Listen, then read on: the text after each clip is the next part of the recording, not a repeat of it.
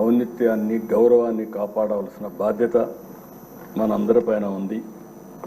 ఇక్కడుండే నిన్నటి వరకు మీరు ఏది మాట్లాడిన చలామణి అయింది, కానీ ఇప్పటి నుంచి ఆ కుర్చీలో కూర్చున్న తర్వాత ఆ కుర్చీ గౌరవాన్ని కాపాడుతూ మీ గౌరవాన్ని పెంచే విధంగా మీరు ముందుకు పోవాల్సిన అవసరం ఉందని చెప్పి కూడా డిప్యూటీ స్పీకర్గా వారిని కోరుతున్నా.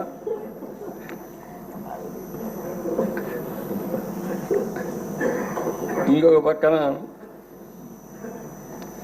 ఎప్పుడు కూడా మనందరం ఒకటి గుర్తుపెట్టుకోవాలి,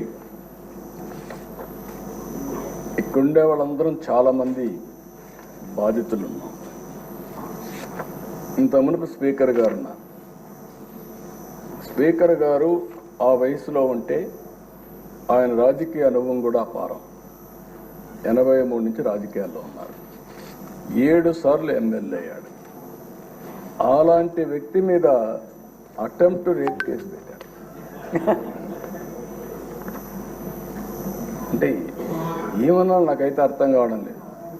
ఇప్పుడు ఆయన అదే బ్యూటీ ఆఫ్ డెమోక్రసీ, ఆయన ఇప్పుడు స్పీకర్. అదే మాదిరిగా ఈయన్ని చంపేయాలనుకున్న ఆయన ఇప్పుడు deputy speaker. Can you imagine this? అందుకే ప్రజల్లో ప్రతి ఒక్క విషయాన్ని వాచ్ చేస్తారు.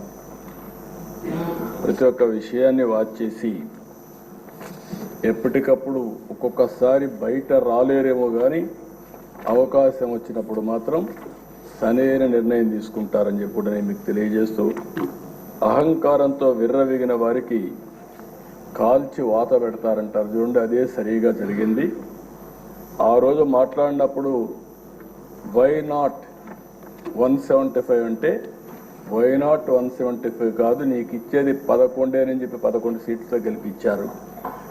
ఇంకొక పక్క ఇదే సీట్లో నేను చూశాను, మీ ప్రతిపక్ష స్థానాన్ని తీసేస్తామని చెప్పి హోదా తీసేస్తామని మాట్లాడారు. ఇప్పుడు ప్రజలు ప్రతిపక్ష హోదా కూడా ఇవ్వని పరిస్థితికి వచ్చారు. ఇంకొక పక్కన మనం గుర్తుపెట్టుకోవాల్సింది, ఇవన్నీ కూడా అహంకారం. అలాంటి అహంకారంతో ముందుకు పోతే ఇదే అవుతుంది. నా చరిత్రలో 2 సార్లే ప్రతిపక్ష హోదా అనేది నాయకులు ఇచ్చేది కాదు, ప్రజలు ఇచ్చేది.